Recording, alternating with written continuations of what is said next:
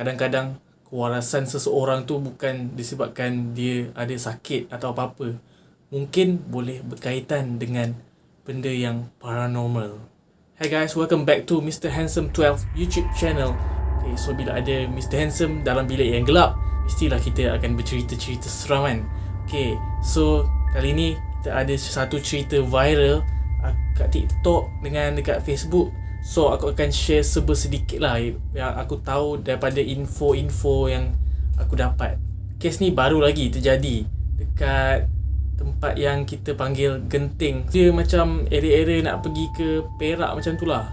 So kita dikejutkan dengan satu kejadian di mana ada seseorang yang macam agak kurang waras dan dia macam seperti mendukung sesuatu. Guess what dia dukung? Dia dukung batu nisan. Yes, batu nisan. Dalam video ni aku akan tunjuk. Berbaju serong putih embang.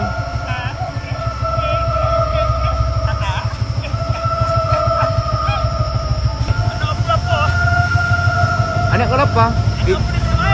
Itu batu nisan tu. Ha? Nah, itu batu nisan tu.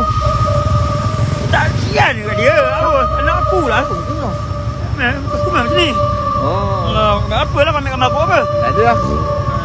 Minum. Macam ni. Habis minum bak. Habis. Minum. Bawa istighfar. Astagfirullahaladzim. Allahu Akbar. Dia macam nyanyi-nyanyi lagu Ulil Mayang lah waktu first ni. Lepas tu dia macam cakap benda yang merapu-merapu, meraban-meraban. Lepas tu ada video yang kedua ni. Ada beberapa orang geng, dia naik motosikal, dia pergi serbu orang yang macam kurang waras tu. Dia serbu sebab orang tu dia macam mengganggu lah pengguna jalan raya dekat area situ kan. Rupa-rupanya orang tu dia bukan gila, dia kena rasuk. Yes, dia kena rasuk weh. Dia bukan gila. Okay, lepas tu diorang baca lah ayat kursi semua. Sila duduk ke tepi. Awak mengganggu pengguna jalan raya. Allahu Akbar. Allahu Akbar. Allahu Akbar. Allah la ilaha illa huwal hayyul qayyum. La ta'khuzuhu sinatun wa la nawm. Lahu ma fis samawati wa ma fil ardh. Man dzal ladzi yashfa'u indahu illa bi idznihi. Ya'lamu ma baina aydihim wa ma khalfahum. Wa la yuhituna bi shay'in min ilmihi illa bima sha'a. Wasi'a kursiyyuhu as-samawati wal ardh. Wa la yahuduhu hifdhuhuma wa huwal 'aliyyul 'azim. Allahu la ilaha illa huwal hayyul qayyum. La ta'khuzuhu sinatun wa la nawm. Lahu ma fis samawati wa ma fil ardh. Man dzal ladzi yashfa'u indahu illa bi idznihi. Ya'lamu ma baina aydihim wa ma khalfahum wa la yuhituna bi shay'in min ilmihi illa bima sha'a. Wasi'a kursiyyuhu as-samawati wal ardh. Wa la yahuduhu hifdhuhuma wa huwal 'aliyyul 'azim. Fis samawati wa ma fil ardh. Man dzal ladzi yashfa'u indahu illa bi idznihi. Ya'lamu ma baina aydihim wa ma khalfahum. Wa la yuhituna bi shay'in min ilmihi illa bima sha'a.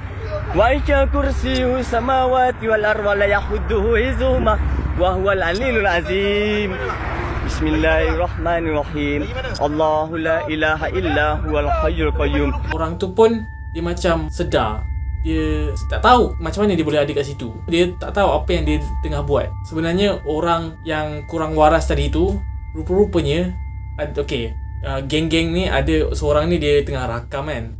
So rupa-rupanya yang tengah rakam tu dia kenal orang yang kurang waras tu. Dan rupa-rupanya diorang pernah satu sekolah waktu sekolah rendah dulu. Diorang selalu lepak sama-sama. Dan dengan ketentuan Allah diorang berjumpa. Diorang ditemukan dekat situ.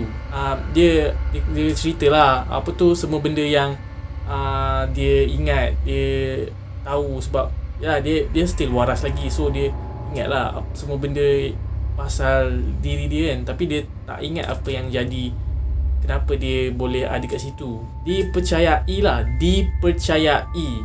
disebabkan oleh batu nisan yang dia dukung tu.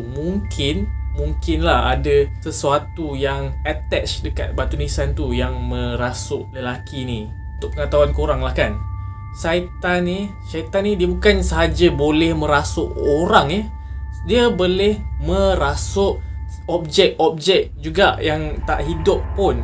Contohnya macam anak patung.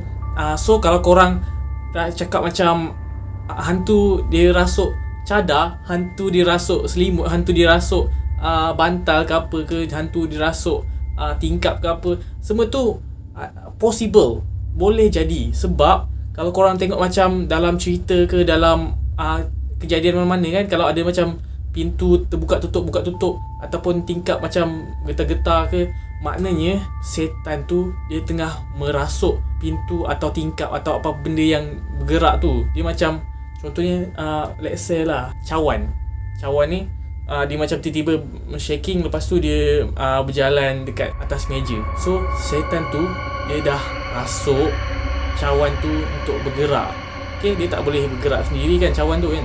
Setan ni dia ada macam dia menggunakan dia punya macam tu lah, lebih kurang dia gerakkan benda dengan dia punya energy. Okay, dia ada macam dalam paranormal activity kan, dia ada satu mesin yang dia boleh kesan energy macam tu. Sama jugalah makhluk gaib ni, dia menggunakan energy tu, dia possess benda, objek ataupun manusia, tak kisahlah sama ada hidup ataupun tak bernyawa, dia boleh possess benda tu.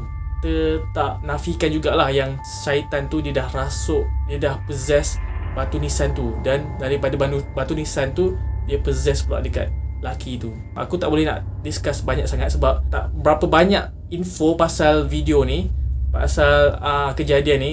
So benda ni pernah juga terjadi pada member aku lah. Ada seorang member aku ni, aku dah lama tak jumpa dia lah. Waktu tu form 4 ke form 5 macam tu lah. Orang lepak dekat satu tempat ni dekat KL. So aku dengan dia, dengan ada kawan yang lain, kita orang macam tengah lepak-lepak naik motor, and then kita berhenti kat satu tempat ni, kita orang borak-borak kat situ, and then ada seorang kawan aku ni, dia jumpa something macam botol tu dalam dia ada yang macam kulit kerang, something like that lah, kulit cengkerang. Dia macam tertarik pada botol tu, so dia bawa balik lah. Lepas tu beberapa hari kemudian kita orang dapat call daripada parent dia. Parent dia kata yang dia tengah meracau-racau, dia macam tak tentu arah, dia kena rasuk macam tu lah. So kita orang datang lah rumah dia. Kita orang nampak dia macam orang kena rasuk lah, macam ronta-ronta, and dia kata nak dilepaskan. Tak tahulah nak lepas apa kan.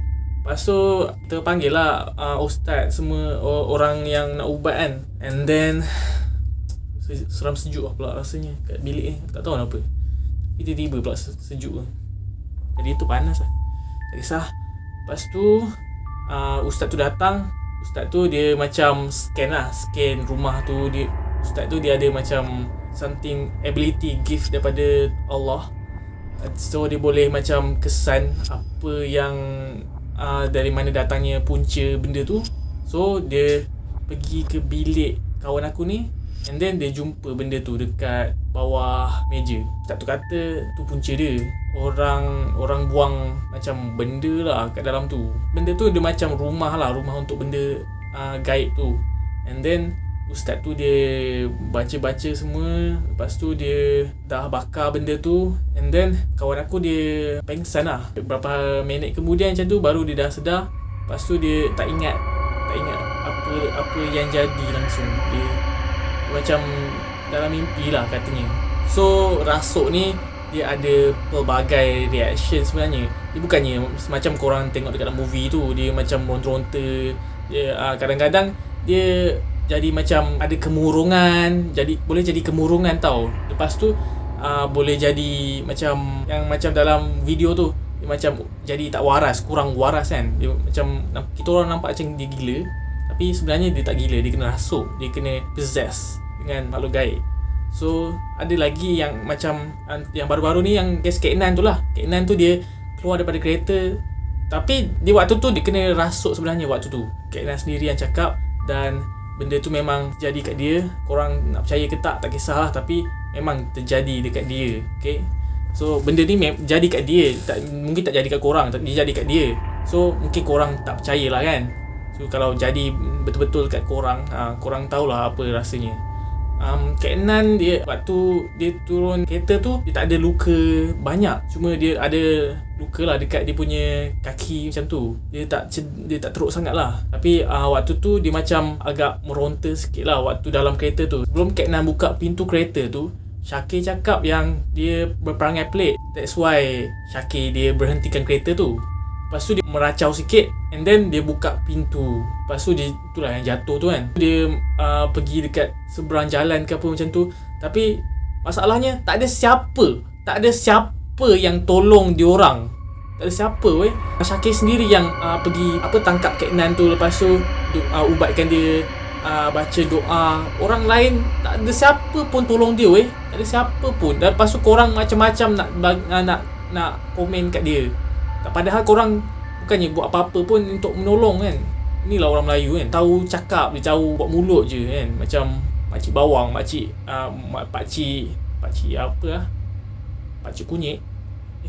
Apa benda pakcik kunyit. So apa yang aku nak cakap kat sini, rasuk tu bukan sahaja macam racau-racau yang kau orang tengok dekat dalam movie semua tu.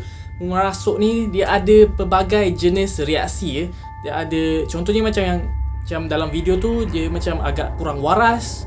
Lepas tu ada yang macam kemurungan. Contohnya macam kalau perempuan ni dia hyper dan dia selalu macam happy go lucky, tiba-tiba satu hari dia macam kemurungan, dia tak bercakap dengan orang, dia macam jadi introvert tiba-tiba.